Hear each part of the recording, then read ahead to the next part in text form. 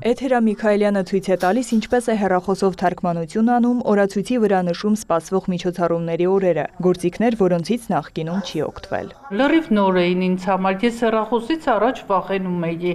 իսկ հիմա արդեն կարողանում եմ անվտանգ բացել, նայել, գտնել, կայքեր գտնել։ Թվային գրագիտության մեկամսյա դասընթացին ավագ սերունդը նոր գիտելիքներ է ձեռք բերել։ Ֆիշինգի մասին տեղեկությունից մինչև անվտանգ օնլայն գնումներ կատարելու հմտություններ։ Ծրագիրը օգնել է 60 եւ ավելի տարիքի անձանց համացանցից ապահով եւ ինքնուրույն օգտվել սովորել։ Տաքսին օրինակ ինձ համար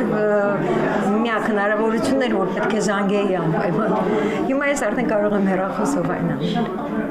Եվ այլն, եւ շոփինգ տարբեր։ Այդ ամեն ինչը ես տարբերում եմ, ինչը ինչպես է, միջև ես լայքերից նայում եմ, օրինակ այնպես կան, որ հաղորդագրություններ են անում, ասում են հղում անենք մեկնաբանություններով։ Անմիջապես ես իմ կարծիք ասում եմ, որ ժողովուրդ չկարդակ այդ որ հղումը մեկնաբանություն, այնպեսի կայքեր ալինում, որ հնարավոր չի։ Համացանցում տեղադրվում են ավագ սերնդին հետաքրքրող ու նրանց առնչվող տարբեր նյութեր, կարևորելով տարեցների տեխնոգրագիտության հմտությունների զարգացումը, նման ծրագրերը շարունակական են լինելու։ Համացանցի բազային գիտելիքներ են տրամադրվում ծրագրի շրջանակներում եւ օգնում են տարեցներին օգտվել համացանցից գրագետ, ապահով եւ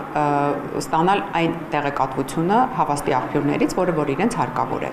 Ծրագիրը իրականացնում ենք ինֆորմացիայի ազատության կենտրոնի ՀԿ-ի հետ եւ Գերմանական միջազգային համագործակցություն ընկերության ֆինանսավորմամբ։ Բավականին ինքնավստահության ավելացման դրդում, ինչու՞ չէ նաև տեսանկյունից, որ շատ դեպքերում մենակության զգացում ունեն տարեցները, սոցիալական իզոլացիայի խնդիր կա, այս դասընթացների շնորհիվ կարող ենք նաև դիտարկել են փաստը, որ խմբային աշխատանք կարող է լինել, որը եւս դրական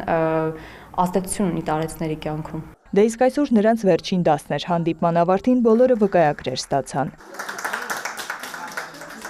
Նարեկ Ոսկանյան, Ռոմիկ Խաչատրյան, լուրեր։